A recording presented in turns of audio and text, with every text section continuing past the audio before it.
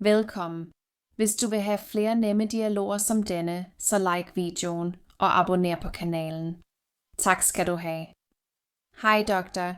Tak fordi du så mig i dag. Jeg har en aftale, fordi jeg har ondt i hovedet og ondt i halsen. Jeg føler mig også svag siden i morges. Hej, ingen problem. Jeg er her for at hjælpe dig. Vær venlig at tage din frakke af og sidde ned. Jeg vil først stille dig nogle få spørgsmål. Okay, jeg tager min jakke af. Jeg føler mig meget træt i dag. Mit hoved gør ondt meget. Jeg forstår. Vær venlig at trække vejret normalt et øjeblik. Jeg vil lytte til dine lunger og dit hjerte. Okay, jeg er klar. Sig til, hvornår jeg skal trække vejret ind og ud. Godt. Nu trækker du vejret ind og ånder ud. Endnu en gang, tak. Meget godt. Din vejrtrækning er lidt hurtig. Ja, jeg lægger mærke til det. Jeg hoster lidt, især når jeg taler. Min hals føles meget tør. Okay, synes du er varm eller kold? Tror du har feber? Ja, jeg føler mig meget varm.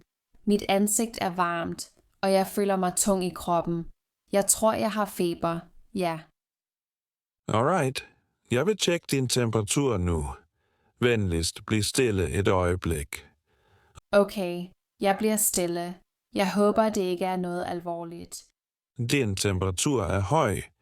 Du har feber, sandsynligvis på grund af en infektion. Men det er ikke farligt. Jeg forstår. Det forklarer, hvorfor min krop gør ondt. Skal jeg bekymre mig? Nej, du behøver ikke bekymre dig. Det er en simpel infektion. Med hvile og medicin vil du føle dig bedre om få dage. Okay, tak. Hvilken medicin har jeg præcis brug for? Piller, sirup eller noget andet? Jeg vil give dig tabletter mod feber og ondt i halsen. Tag 1 tablet om morgenen og 1 om aftenen. Drik vand med hver tablet. Okay, jeg vil gøre det. Kan jeg stadig gå på arbejde, eller skal jeg blive hjemme? Jeg vil ikke gøre tingene værre.